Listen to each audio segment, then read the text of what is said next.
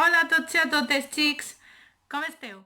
Avui anem a parlar de la importància de les majúscules. Molt bé, i quan escrivim amb majúscula? Escrivim sempre majúscula al començament d'una frase. També comencen per majúscula els noms propis, com per exemple els de les persones i els de les mascotes. També el nom de països, ciutats, pobles, rius, entre altres. Segur que recordes quan hem d'escriure majúscula? Anem a veure.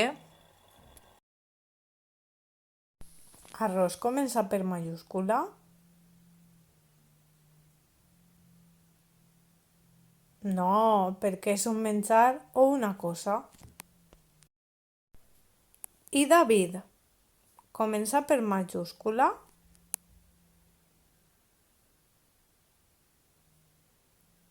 Sí, perquè és un nom propi o nom de persona.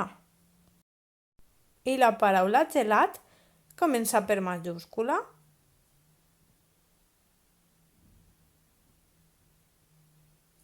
No, perquè és un menjar o una cosa. Hipopòtam comença per majúscula?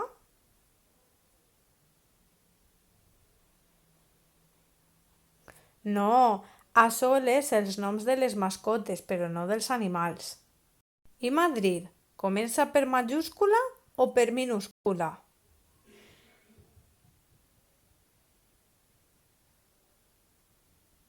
Molt bé, per majúscula, perquè és el nom d'una ciutat.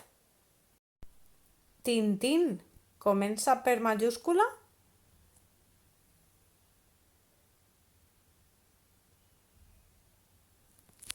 Sí, perquè és el nom d'una mascota.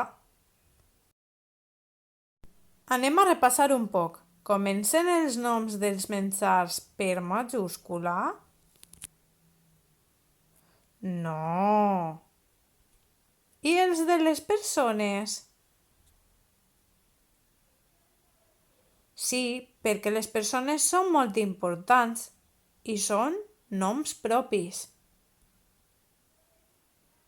I els de les ciutats?